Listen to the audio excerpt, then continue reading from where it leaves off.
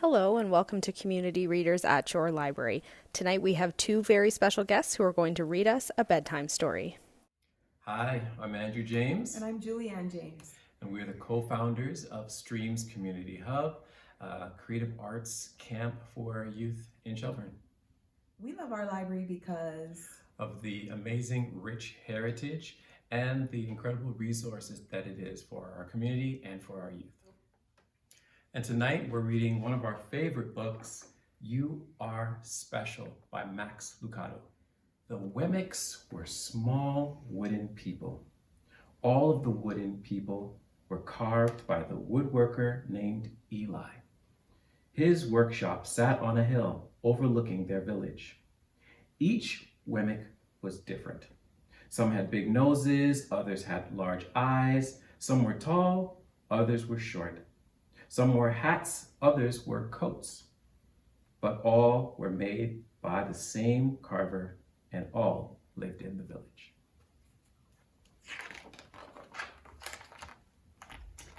And all day, every day, the Wemmicks did the same thing.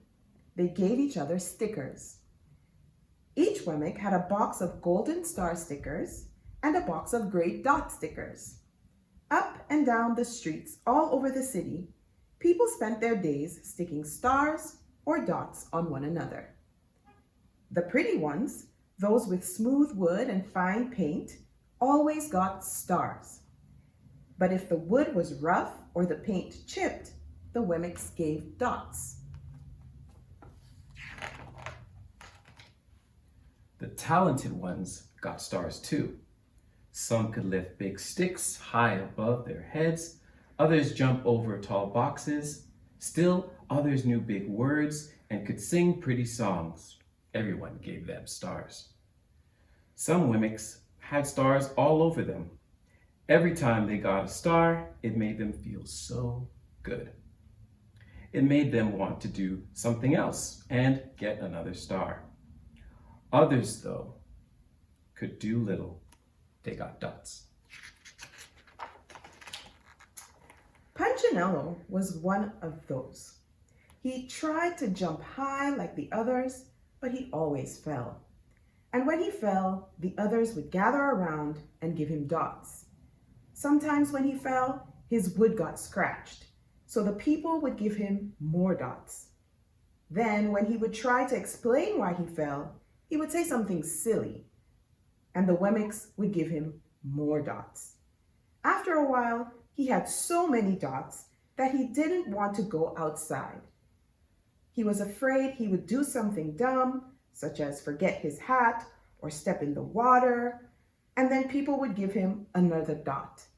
In fact, he had so many gray dots that some people would come up to him and give him one for no reason at all. He deserves lots of dots, the wooden people would agree with one another. He's not a good wooden person. After a while, Punchinello believed them. I'm not a good Wemmick, he would say. The few times he went outside, he hung around with other Wemmicks who had a lot of dots. He felt better around them.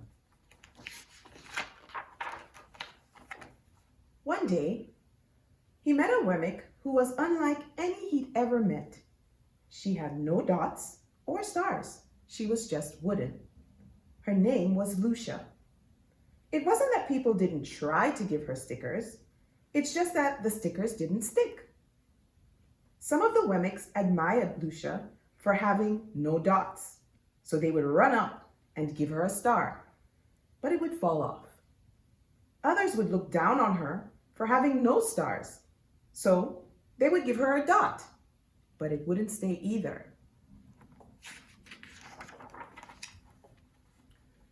That's the way I want to be, thought Punchinello. I don't want anyone's marks. So he asked the stickerless Wemmick how she did it. It's easy, Lucia replied. Every day I go to see Eli. Eli? Yes, Eli, the wood carver. I sit in the workshop with him. Why? Why don't you find out for yourself? Go up the hill, he's there, And with that, the Wemmick who had no stickers turned and skipped away.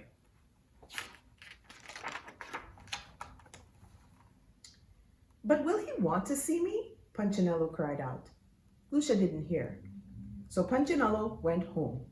He sat near a window and watched the wooden people as they scurried around, giving each other stars and dots. It's not right, he muttered to himself, and he decided to go see Eli.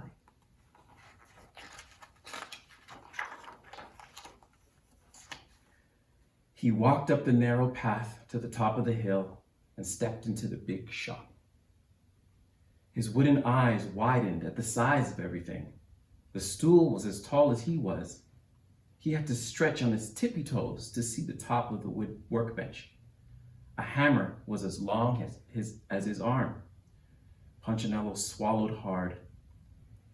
I'm not staying here, and he turned to leave. Then he heard his name. Punchinello. The voice was deep and strong. Punchinello stopped. Punchinello, how good to see you. Come and let me have a good look at you. Punchinello turned slowly and looked at the large, bearded craftsman. You know my name? The little Wemmick asked. Of course I do. I made you.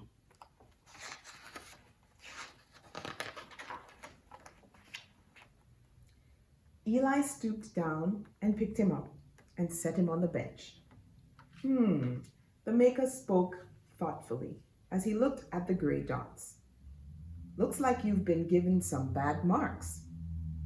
I didn't mean to, Eli. I really tried hard. Oh, you don't have to defend yourself to me, child.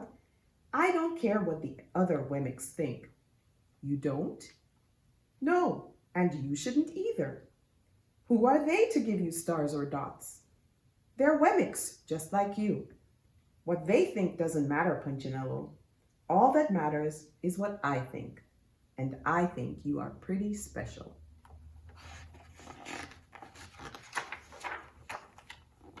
Punchinello laughed. Me? Special? Why? I can't walk fast. I can't jump. My paint is peeling. Why do I matter to you? Eli looked at Punchinello, put his hands on those small wooden shoulders, and spoke very slowly. Because you're mine. That's why you matter to me. Punchinello had never had anyone look at him like this, much less his maker. He didn't know what to say. Every day, I've been hoping you'd come, Eli explained. I came because I met someone who had no marks, said Punchinello. I know, she told me about you. Why don't the stickers stay on her? The maker spoke softly. Because she has decided that what I think is more important than what they think. The stickers only stick if you let them. What? The stickers only stick if they matter to you. The more you trust my love, the less you care about their stickers. I'm not sure I understand.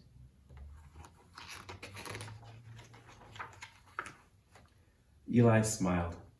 You will, but it will take some time. You've got a lot of marks.